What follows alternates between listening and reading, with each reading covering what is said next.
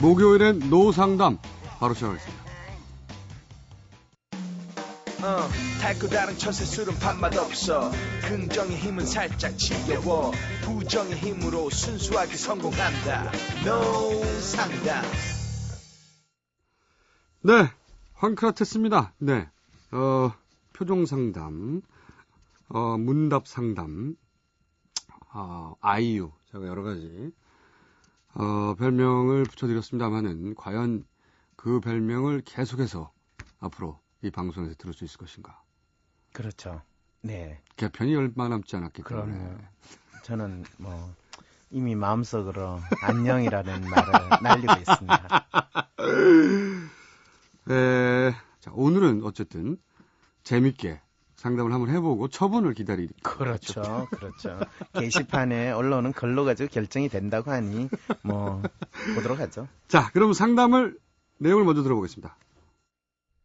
저는 현재 미국 LA에 살고 있는 30대 중반 결혼 5년 차 여성입니다. 올해 초 남편의 이직으로 10년 이상 다니던 직장을 그만두고 미국으로 이사를 왔습니다. 얼마 전에 이 방송을 알고 밤을 새서 모든 방송을 다 들었습니다. 특히 노상담의 왕팬이 됐는데 저는 어주님보다 황상민 교수님이 훨씬 더 좋습니다. 제 고민은 아기에 대한 건데요. 시댁과 친정에서 아기를 가져야 한다고 압박을 줍니다. 그런데 전 현재 아기를 가지고 싶지 않습니다. 하지만 사회 통념상 아기를 가져야 하는 게 당연시되니 시댁과 친정, 또 남편과 주변 사람들에게도 제 솔직한 속마음을 말할 수가 없죠. 정말 갑갑하고 답답합니다. 그리고 알 수 없는 죄책감도 느끼고 늘 불안하고 초조합니다. 꿈도 자주 꿔요. 시부모님들이 저를 혼내는 꿈도 꿉니다. 남편도 아이를 원하지만 전 엄마가 될 준비가 안 되어 있는데 갑자기 엄마가 되면 그 아이도 불행해질 것 같아요. 솔직히 지금 내 몸 하나도 그리고 남편도 같이 챙기기 버거운데 내가 평생 책임져야 하는 아이가 덜컥 생긴다는 건 사절입니다.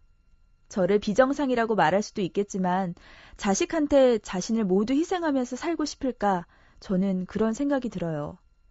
참고로 개인력을 말씀드리자면 1남 3녀의 둘째이며 어릴 때 아버지를 일 때문에 자주 뵙지 못했습니다. 주로 어머님이 구멍가게 등 여러 일들을 하시면서 고생하셨고요. 친할머니도 함께 살았습니다.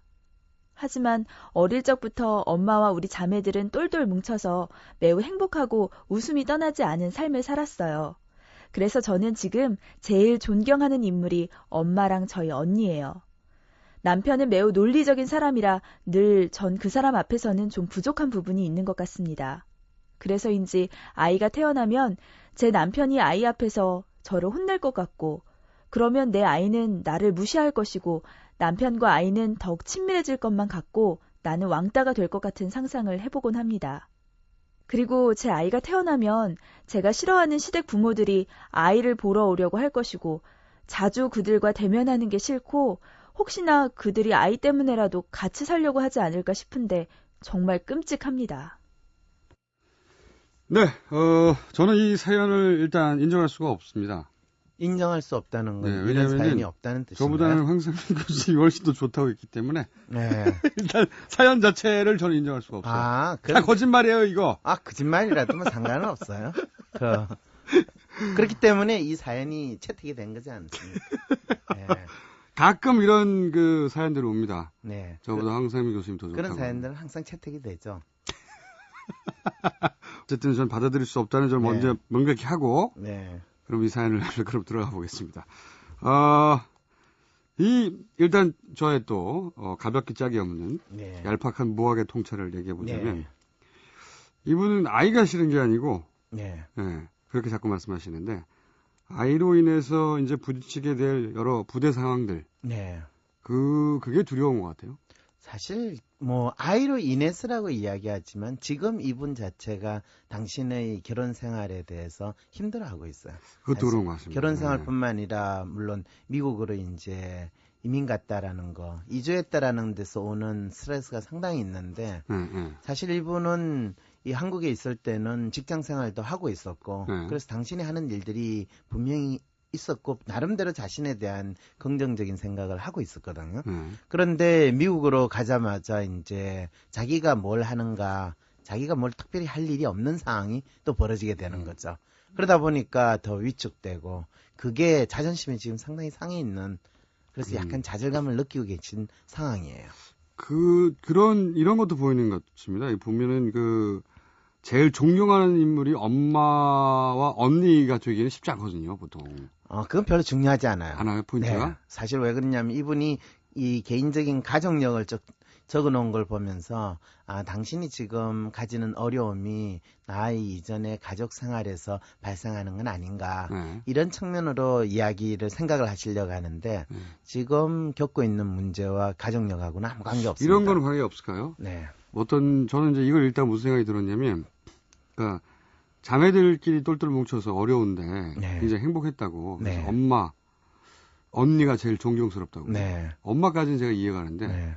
언니가 제일 존경스럽다는 경우는 잘 못 봤거든요, 잘.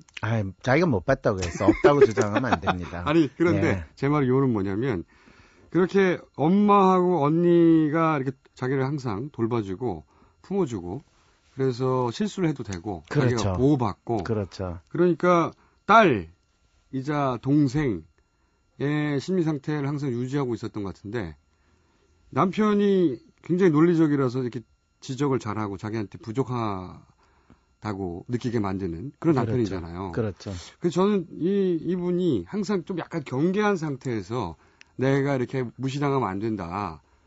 그런 마음의 상태가 맞아요. 기본적으로 맞지 그런 않습니까? 벌써 오래간만에 약간 소 뒷걸음하다가 뭐 잡는다는 그런 속담을 떠올리게 하는군요. 예. 자주 잡습니다. 그런 실력이에요. 그렇군요. 네, 훌륭해요. 네. 네. 이분 같은 경우에는 지금 사실 이분 자체의 성격에 대해서 조금 이야기를 하면 비교적 여성적이에요. 감성적인 부분이 상당히 있고 그러면서도 본인 스스로에 대한 자존심이 상당히 있어요. 그리고 자기의 어떤 이 힘든 부분이나 이런 거를 남들에게 이야기하기보다는 혼자서 좀 끙끙 앓는 듯하게 고민하는 그런 스타일이다 보니까 낯선 환경에 적응하는데 좀 힘들어하는 그런 특성이 이분이 있으세요. 미국까지 가서 더군다나. 그렇죠. 네. 근데 이분은 상당히 유능하신 분이에요, 나름대로. 본인에게 주어진 일이 뭐냐가 분명해지면 상당히 그걸 잘 하시는 분이거든요.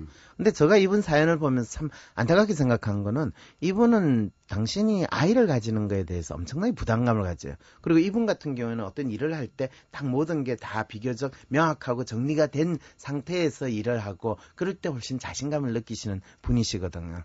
그런데 아이 같은 경우에 사실은 세상에 누구도 준비 다 된 상태에서 부모가 되는 그런 경우는 없어요. 어떤 사람은 애 셋, 넷 낳아놓고 나서 이제 내가 부모인가 보다 이렇게 느끼는 사람도 있어요. 그나마 다행이 아닐까요? 그렇죠. 끝까지 못 느끼는 분들도 많아요. 많이 사실은 봤어요. 맞아요. 예. 그런데 이분은 아이를 낳기 전에 내가 준비된 엄마의 모습이나 준비된 엄마여야 된다는 생각을 하신다는 건 이분 스스로 가지는 강박증을 잘 보여준다고 할 수 있죠. 그래서 이분 같은 경우에는 상당히 이미 충분히 자녀랑 사랑을 나누고 또 자녀를 충분히 잘 키울 수 있는 마음의 준비는 돼 있으신 분이에요. 저도 그런 생각이 들었어요. 그렇죠. 네. 근데 이제 문제는 걱정은 내가 애를 가지게 되면 또 낳게 되면 뭐 내가 그거를 잘 못 키울까라는 걱정도 있겠지만 더 중요한 거는 이 남편이 나를 애 잘 못 키운다고 야단치지 않을까. 그러니까 저는 이게 남편과 아내가 아니라 일종의 학생 모드. 네, 내가 지적당하지 말아야지. 그래서 남편에 대한 경계. 그게 그렇죠. 기본적으로 있는 것 같아요. 기본적으로 그건 아주 극한 게 이분하고 남편분하고 결혼을 할 때 제가 볼 때는 물론 남편분과 사랑하는 관계로 결혼을 했겠지만 아무래도 남편분이 조금 집안이 형편이 좀 좋고 이 여성 집에 대해서 조금은 별로 그렇게 약간 무시하는. 무시하는. 제가 그 표현을 안 쓰려고 그랬는데 무시하는 그런 듯한 경우 많거든요, 사실. 그렇죠. 네. 그렇기 때문에 이분이 약간 그 앞에서 약간 기가 죽은 이런 느낌으로 지금 지내시고 계시는데 깁하세요. 왜 그러냐면 애가 생기면요. 남편을 기를 팍 죽일 수 있는 가장 강력한 무기가 아이지 않습니까? 여기서 돌파구가 생기는군요. 그렇죠. 그리고 더 놀라운 사실은요. 네. 아이를 1명, 2명, 3명 낳기 시작하면요. 남편은 더 착착착착 집에서 지위가 떨어지기 시작을 해요. 그래서 되게 제가 심리적으로 부부관계에 대한 상담을 하거나 볼 때 되게 아이가 1명 딱 생기는 그 순간부터 남편은 집에서 애완동물 수준에 있다가 유기견 상태로 바뀌기 시작을 해요.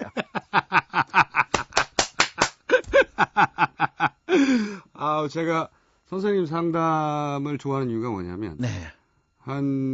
항상 그런 건 아닙니다. 항상 그런 건 아닌데. 있는 대로 솔직하게 이야기하는 게 좋아요. 가끔씩 이렇게 터져 나오는 이런 거, 유기견 상태로 바뀐다는 거. 네. 네. 남자들은 몰라요. 남자들은 몰라요. 왜냐하면 남자들은 바깥에서 일을 하기 때문에 집에서 일어나는 이런 심리적 다이나믹의 변화를 몰라요. 그 아내의 머릿속에서의 그 남편의 중요도가 네. 점점 유기견 상태로 변하고 있다는 것을. 그렇죠. 그거를 감지를 못하고 못해요. 까불다가 혼나죠. 그렇죠. 그러다가 어느 순간에 이제 본인이 집에서 넘버 1인 줄 알았더니 넘버 2, 넘버 3, 넘버 4까지로 밀린다는 사실을 딱 알게 되면 점점점 가구하고 비슷해집니다. 그렇죠. 가구 맞아요. 분명히 있었던 것 같은데 어디 있지 이런 거. 예. 네. 이런 상황이 됐다는 걸 이제 느끼게 되는데 그때는 어떻게 할 수가 없어요. 어떻게 할 수가 없죠. 예, 가구가 어떻게 집안 주인을 바꾸겠어요. 그리고 그렇죠. 그렇게 될 때 남자들은 좌절감을 느끼는 거죠. 예. 그러니까 지금 남편이 논리적으로 따지고 이런다고 그럴 때 걱정 마세요. 그리고 아이를 가지게 되면요. 아이를 안 낳아도 좋아요. 아이를 딱 가지는 그 순간부터 논리가 중요하지 않아요. 왜냐하면 아이를 가진 그 순간부터 여성의 모든 행동은 이 아이를 위한 행동으로 다 합리화가 될 수 있기 때문에. 그렇죠. 예. 서로가 아니라 하더라도. 예, 설사 아니라 하더라도. 서로 그냥 딸기가 먹고 싶어도. 그렇죠. 아니, 뱃속에 있는 애가 원한다는데, 어떡할 거예요? 그러면서 남편이 조금 서럽게 하면요. 네. 그냥 배를 하면서 애야, 너가 내 뱃속에 있을 때 아빠가 엄마를 이렇게 힘들게 했단다. 너는 그런 아기가 안 될 거지. 이렇게 한마디를 싹 들리는 척 많은 척 하면서 하게 되면 남편은 그다음부터는 이제 완전히 때로는 말하지 않아도 됩니다. 말도 안 해도 돼요. 네, 때로는 말하지 않고 그냥 배를 쳐다만 봐도. 근데 이 남편은 상당히 논리적인 인간이니까 일단 말을 해야 돼요. 예, 그런 눈치는 없는 것 같아요. 벌떡 일어나서 네. 배를 한번 쳐다보고 방에 들어서 문을 잠궈도. 네. 저는 남자는 굴복한다고 봅니다. 그렇죠. 그게 얼마나. 자기가 무엇을 잘못한지 모르는 줄 잘못했다고. 그렇죠. 많이 해보신 것 같아. 애도 안 나가셨는데 어떻게 그러세요? 무엇을 잘못했는지는 전혀 모른 채 네. 무엇을 잘못했는지 중요하지 않거든요. 네. 제가 옛날에 유학생 시절에 이런 비슷한 경험을 한번 했기 때문에 그 이후로 제가 사실은 심리학을 상당히 오래 공부하고 특히 발달 심리학 이런 거를 제가 전공을 했는데 무려 하버드대에서. 하버드대에서 무려 박사학위를. 네, 그때는 믿기지 않지만 아직도. 박사를 딱 맡은 아주 신참 심리학자였기 때문에 그럴 때 제가 그동안 거의 10년 동안 배웠던 심리학 책에 있는 이론이 다 엉터리다 라는 걸 그때 딱 깨닫고 새로운 심리학에 대한 탐색을 하게 된 게 저와 같이 사는 사람이 딱 아이를 가진 다음에 그 아이를 가지고 새로운 이 부부관계의 다이나믹을 형성하는 걸 보고 내가 그동안 잘못 알고 있었구나. 권력의 역전. 예. 이런 부분에서 지금 이거는 두려워할 일이 아니라 빨리 가지셔야 되는 거예요. 이 상황이라면. 특히. 그 다음에 이제 시댁 부모들이 아이를 보러 오려고 할 것이다라고 하는데, 한 번 정도는 할 수 있어요. 그런데 거기에는 항상 뭔가 아련하고 보러 오는 상황이 될 때는 지창금을 잔뜩 가지고 오지 그냥 빈손으로 안 와요. 이 부분을 잘 일단 그거 아시고 보세요. 예수님 태어나면 동방 박사들이 온갖 예물을 다 가지고 오지 그냥 찔레찔레 오지 않거든요. 오늘 박사님 터지는데 방을 터지셨어. 이런 훌륭한 사건은 만들어줘야 돼요. 이 방송을 들으시는 저보다 황상민 교수님을 훨씬 더 좋아한다고 하는, 미국 LA에 사시는 30대 중반, 결혼 5년차 여성. 마음이 불안이 가시기 시작할 것 같아요. 네. 다른 사람이 얘기하면 몰라도 그럼요. 네. 쭉 방송을 들어오셨으니까 저희가 방송 상담을 하고 나서 게시판에 이런 경우가 많습니다. 게시판 사연은 안 나왔는데 이분은 이런 분일 거다라고 게시판 사연이 분명히 없었는데 우리끼리 이제 사연을 읽다가 네. 이 정황을 봐서 이분은 예를 들어서 철학을 전공하시는 것 같다. 그러면 깜짝 놀라서 그 다음에 올라와요. 진짜 네. 철학을 전공한다고. 그래요? 그런 식의 딱 보면 쉽냐? 그냥 합니까? 하나를 보면 열을 안다. 교수님 제가 칭찬할 때 좀 가만히 계시는데 이게 저희 문제예요. 저는 있는 그대로 이야기할 수밖에 없는. 굉장히 드문 일인데 그걸 또 못 참으시고 그러게 말이에요. 자화자찬으로 이래서 흡수해버리시고. 제가 출세를 할 수가 없단 말이에요.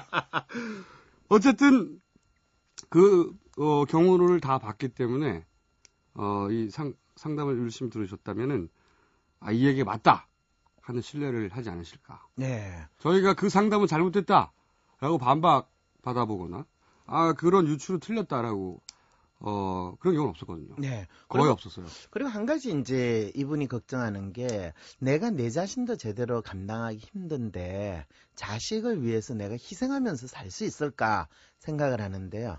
참 이게 하나님의 섭리라는 게 놀라운 게 내가 나의 능력이 한 5밖에 안 된다고 생각할 때 자식을 가지면 이 엄마의 능력은 50배가 돼요.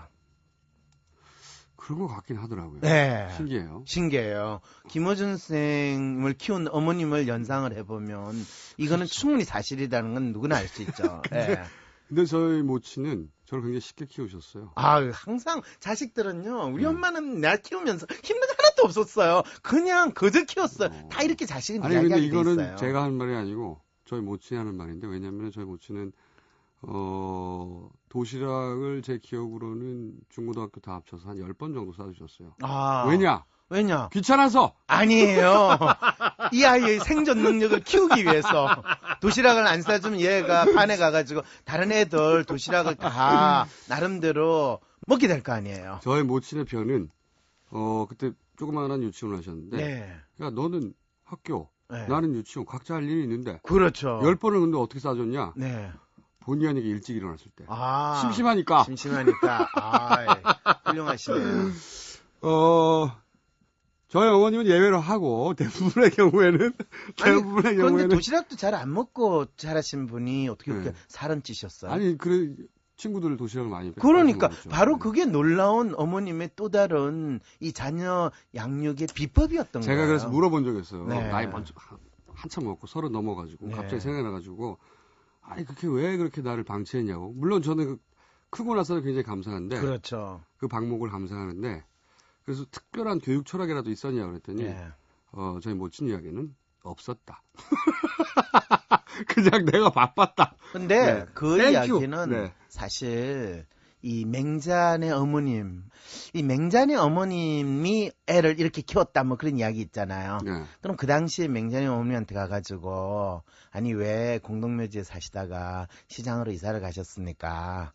그리고 시장에서 살다가 왜 서당 옆으로 이사를 갔습니까? 그렇게 물어볼 때 맹잔의 어머님이 특별하게 이유를 이야기했을까요? 자기도 몰랐을걸요 아마. 그럼요. 그래서 모든 어머님은 자녀 키우는데 굳이 이유를 갖다 대고 키우지 않아요. 키우다 보고 나니까 나중에 주위에 있는 사람들이 다 이유를 설명을 대신 해주는 거예요. 어쨌든 저희 그 어머님의 교육 방식을 소개해드리면 완전한 방목. 네. 예를 들어서 그것이 특별한 교육 철학이라든가 아니면은 어떤 방식으로 아이를 길러내야 되겠다가 아니라 완전한 방목. 네. 방목 완전체. 그래도 이렇게 될 수 있다는 거. 네. 원래 시골에 완전히 방목해서 키운 닭들이 훨씬 비싸게 팔려요. 맛도 좋고요. 감사합니다. 저를 닭으로 비유해 주신 것에서 큰 고마움을 느끼면서. 네.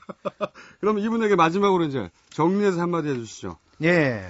그래서 사실은 아이를 가지는 문제에 대해서 고민을 하신다면 지금 고민하시는 것이 아이를 가짐으로써 진짜 해결이 된다. 그리고 지금 아이가 없는 상황에서 남편이 논리적으로 이분한테 야단도 치고 그러잖아요. 그런데 재미있는 건요. 아이가 딱 생겨나는 순간에 남편이 아주 커다란 깨달음을 가지게 돼요. 세상은 논리대로 되는 게 아니구나. 맞습니다. 그거를 직장에서도 남편은 경험을 하지만 절대로 인정하지 않아요. 그래서 사람들하고 모든 관계에서 논리적으로 합리적으로 따져요.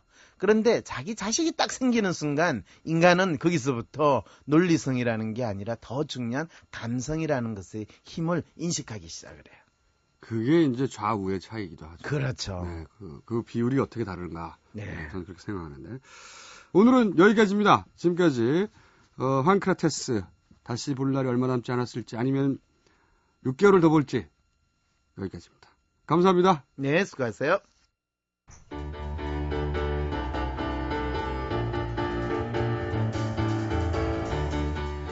오늘의 짧은 결론입니다. 세상은 결코 논리로만 이루어지지 않았다. 내일 9시 35분에 다시 뵙겠습니다. 감사합니다.